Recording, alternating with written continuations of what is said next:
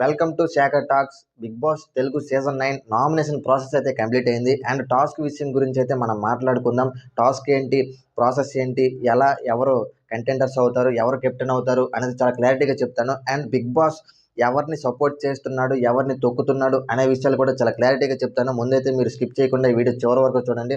And చాలామంది మన వీడియోస్ని లైక్ చేయకుండానే చూస్తున్నారు. సో దయచేసి లైక్ చేయండి, సబ్స్క్రైబ్ కూడా చేసుకోండి. ఇంకా అసలు విషయానికి వస్తే టాస్క్ ఏంటి అంటే, ఒక రాజు ఇద్దరు రాణులు ఉంటారు. అంటే ఒక రాజ్యం ఉంటుంది, రాజ్యంలో రాజు ఇద్దరు రాణులు అండ్ ప్రజలు కొంతమంది కంటెండర్స్ అయితే ఉంటారు. మొత్తం రాజ్యం మొత్తం రాజు చేతిలో ఉంటుంది. రాజు ఎవరు అంటే మన కళ్యాణ్, రాణులు ఎవరంటే రీతు అండ్ దివ్య, వీళ్ళిద్దరూ క్వీన్స్. మన కింగ్ వచ్చేసి కళ్యాణ్. అయితే ఈ కింగ్ అండ్ క్వీన్స్ ని ఎవరైతే ఇంప్రెస్ చేస్తారో, ఎవరైతే బాగా పెర్ఫామ్ చేసి వాళ్ళ మనసులు గెలుచుకుంటారో వాళ్ళైతే కంటెండర్స్ అవుతారు అండ్ ఇమ్యూనిటీ పొందుతారు.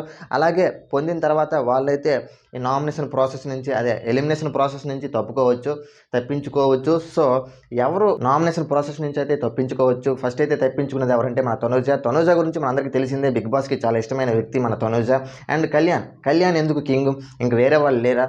సుమనన్న ఉన్నాడు, అండ్ బర్నీ గారు ఉన్నారు, నిఖిల్ ఉన్నాడు, చాలామంది ఉన్నారు, ఇమాన్యుల్ ఉన్నాడు. వీళ్ళందరూ పక్కన పెట్టి కళ్యాణ్ని ఎందుకు కింగ్ చేశాడు మన బిగ్ బాస్ అనేది కొంచెం ఆలోచించాల్సిన విషయమే. అండ్ కళ్యాణ్కి తనుజకి ఇచ్చిన టైం మిగతా కంటెస్టెంట్స్కి ఇస్తే మాత్రం చాలా బాగుంటుంది అని చాలా మంది కామెంట్లు పెడుతున్నారు. అయితే ఈ కళ్యాణ్ రాజ్యంలో ఎవరు కంటెండర్స్ అయ్యారు అంటే నిఖిల్, తనుజ, బర్నీ గారు, అలాగే వీళ్ళ నలుగురు కంటెండర్స్ అయ్యారు. అండ్ ఎలిమినేషన్ ప్రాసెస్కి వచ్చేసరికి వీళ్ళు నలుగురు ఇమ్యూనిటీ పొందితే మాత్రం డెఫినెట్గా ఎలిమినేషన్ ప్రాసెస్ నుంచి తప్పించుకోవచ్చు. చాలా మంది మనకు మెసేజ్ చేసి అడుగుతున్న క్వశ్చన్ ఏంటి అంటే, కళ్యాణ్ తనుజ ఎందుకు వాళ్ళిద్దరిపైన అంత కేరింగ్ ఎందుకు చూపిస్తున్నాడు బిగ్ బాస్ అనేది చాలామంది అడుగుతున్నారు. దానికి నాకు కూడా తెలియదు ఆన్సర్ అనేది ఏంటి అనేది. సో మీకేమైనా తెలిస్తే కామెంట్ చేయండి.